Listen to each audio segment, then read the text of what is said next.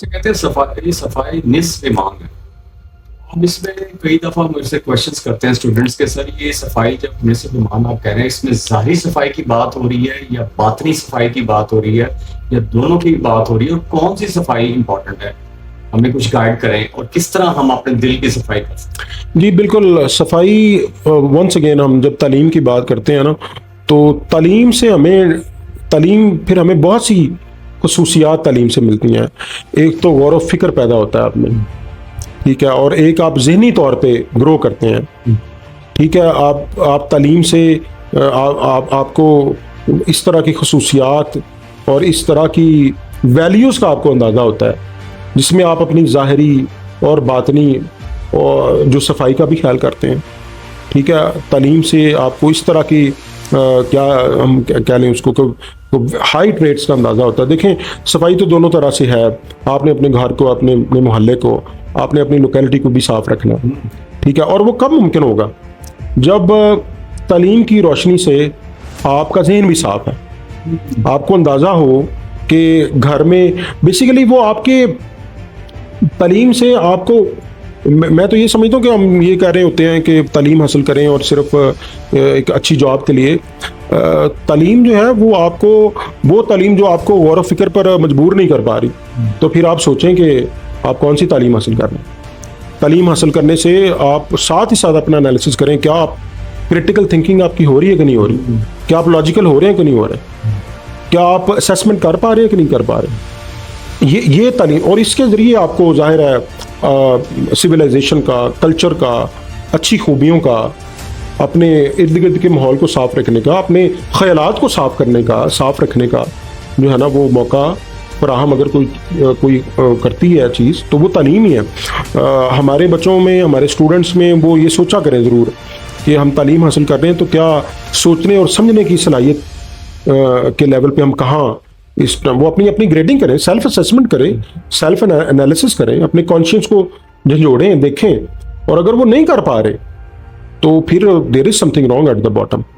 مطلب اگر آپ کو کوئی کہے کہ بھی آپ چھت سے چھلانگ لگائیں اور آپ اڑتے اڑتے نیچے آ جائیں گے، تو آپ سوچتے ہیں نا کہ بھائی یہ کیسے لاجیکلی پاسبل ہے. تو یہ وہ ہے، اس طرح، اس سے جب آپ کے اندر یہ چیزیں، یہ شعور، اس طرح کی انالیسز آپ کر پائیں گے، تو پھر آپ زیادہ بہتر رزلٹ اپنی تعلیم اور اپنی سکلز کے ذریعے اپنی زندگی میں لا پائیں گے. وہ چاہے پروفیشنل لائف ہے، چاہے آپ کی سوشل لائف ہے، چاہے آپ کی فیملی لائف ہے. یہ بتائیں زندگی کیا ہے؟ زندگی کیا ہے؟ وہ لوگ بدل خواب کیا کرتے ہیں، زندگی زندہ دلی کا نام بدل خواب کیا کرتے ہیں. آپ کے نزدیک کیا ہے؟ بچے کہتے ہیں زندہ دلی آج کل دور ہے، زندہ دل رہنا چاہیے، 2 دن کی 4 دن کی چاندنی پھر اندھیری رات ہے. یہ وہ آپ کے نزدیک زندہ دلی کیا ہے؟ ویسے یہ ایک بہت بڑا ایک بگی کویشچن ہے. زندہ دلی میں یہ ہوتا ہے کہ اپنے وہ دل کی صفائی اور اپنے دل کو بھی کیسے، اس کی زبان بھی ہوتی ہے دل کی. جی اس کو بڑا، یہ بہت ایک، اس کا جواب تو کئی جواب ہو سکتے ہیں. میرے نزدیک یہی ہے کہ آپ لوگوں کے دلوں کو نہ توڑیں، سادہ سادہ زندگی کو رکھیں.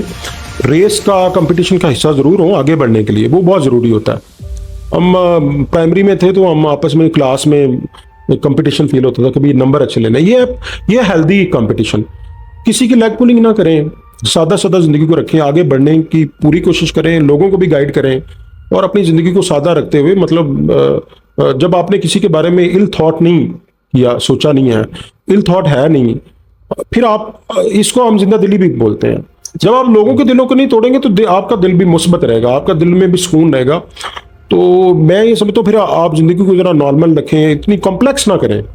مطلب آپ جب تعلیم بھی حاصل کر رہے ہیں، آپ اپنا اسکیجول ایسے بنائیں کہ آپ پڑھ بھی رہے ہیں اور گھر میں کوئی اچھی، مطلب ٹی وی پہ کوئی اچھی چیز، کوئی اچھا پروگرام ہے وہ بھی دیکھ پا رہے ہیں، ٹھیک ہے. اور زندگی کو اتنا کمپلیکس نہ کریں، اپنی کوشش اور کاوش کریں، پھر دعا کریں، اور اس کے بعد کمپلیکسٹیز کا شکار نہ ہو، بس اتنا کو پریشان ہو جتنا آپ کو ہونا چاہیے. اچھا، یہ کامیابی کی راہیں، کامیابی پہ چلنا، اور آپ لوگوں سے بھی سیکھ رہے ہیں اور کچھ لوگ بھی کرتے ہیں، مجھے یہ بتائیں اس کے اندر جذباتی آپ نے ذہانت کا کافی بار بار کہا ہے کہ صبر اور شاکر ہونے کی کیا فضیلت ہے، کیونکہ اس میں صبر اور شکر یہ 2 چیزیں کہی گئی ہیں کہ ایموشنلی انٹیلیجنٹ ہونے کے لیے اس کا بڑا رول ہوتا ہے. آپ سمجھتے ہیں کہ اس کا رول ہوتا ہے، اور کس طریقے سے آپ کو قصہ سنانا چاہیے، کس طریقے سے لوگ بھی اپنے آپ کو جذباتی طور پہ جو ہے وہ رکھیں، جی بالکل، یہ جو ایموشنلزم ہے یا جو بہت زیادہ ہم سینٹی ہو جاتے ہیں، سینٹیمنٹل ہو جاتے ہیں، دیکھیں ونس اگین میں یہی کہوں گا کہ تعلیم شو کر دیتے ہیں، غصہ کرنے لگ جاتے ہیں. تعلیم ہی آپ کو بتا رہی ہوتی ہے، سکھا رہی ہوتی ہے آپ کہ پیشنس، اور پیشنس جو ہے وہ بہت بڑی ٹریٹ ہے، بہت بڑی ٹریٹ ہے، اور اس کا آپ کو اپنا خود بھی فائدہ ہوتا ہے. جب آپ غصے میں ہوتے ہیں تو آپ خود بھی تو سائیکولوجیکلی اور مینٹلی آپ پریشان ہو رہے ہوتے ہیں. جی بڑا بالکل تعلیم سے، اور ایک دوسرے کو نا، جیسے مثال کے طور پہ آپ کسی کو سننے ہیں یا کوئی آپ کے سامنے بیٹھا ہوا ہے، اس کا ڈفرینس آف اوپینین ہے آپ کے ساتھ، تو تعلیم آپ کو یہ سکھا رہی ہے نا، علم آپ کو یہ سکھا رہا ہے. اور ہمارا جو مذہب ہے اس کو بھی اب پڑھے گا، اخلاق پہ بڑی ایمفیسس ہے، درگزر اور پیشنس کا، برداشت کا. ہمارے لیے جو مکمل نمونہ ہے زندگی کا، بہترین نمونہ ہے، ان کی زندگی کو آپ پڑھیں تو ان کی لائف، مطلب ان کی پیدائش سے لے کے ہر زندگی کے ہر فیز میں کیسے کیسے چیلنجز رہے ان کے لیے. بچپن میں ان کے والد کا انتقال، ان کی والدہ کا انتقال، اور پھر ان کے دادا کا انتقال، تو اس سے بڑھ کے ہمارے لیے کیا رول ماڈل ہو سکتا ہے. اور پھر دیکھیں، آپ غصہ کر رہے ہیں تو آپ جو آپ کا سن رہا ہے، جس کے اوپر آپ غصہ کر رہے ہیں، وہ بھی افیکٹ ہو رہا ہے، اور آپ خود بھی افیکٹ ہو رہے ہیں. تو آپ جو ہے نا غصے کو کنٹرول کرنا سیکھیں، اور یہ غصہ کنٹرول کسی آل آف اے سڈن نہیں ہو جائے گا، سچویشن پہ میٹر کرے گا. ہر بار آپ کو اتنی محنت اور کوشش کرنی چاہیے. اور ونس اگین یہ وہی تعلیم و تربیت سے آپ کو سکھاتی ہے. آپ کے اندر کسی کو سننے کا حوصلہ ہونا چاہیے، جذبہ ہونا چاہیے.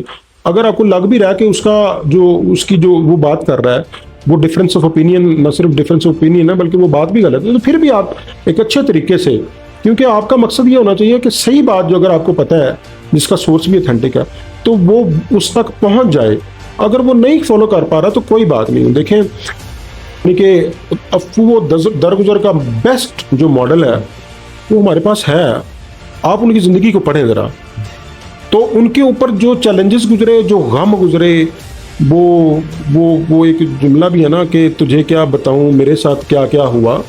تو ہمارے لیے وہ ایک رول ماڈل ہیں. ان کی زندگی کو پڑھیں، آپ ان کی سوشل لائف کو پڑھیں، اور پھر سب سے بڑھ کے جو اللہ تعالیٰ نے ان پہ ایک ذمہ داری ڈالی، انہیں کس احسن طریقے سے تمام چیلنجز کے ہوتے ہوئے بھی ہمارے لیے ایک بہترین مثالیں وہ قائم کر کے گئے ہیں کہ ہم جو ہے نا اس پر عمل کریں تو لائف جو ہے وہ بہترین طریقے سے گزاری جا سکتی ہے. بالکل. اور قرآن اور جو ہے اس میں حسنہ، یہ ہمارے لیے دو چیزیں بڑی مشکل رائے ہیں.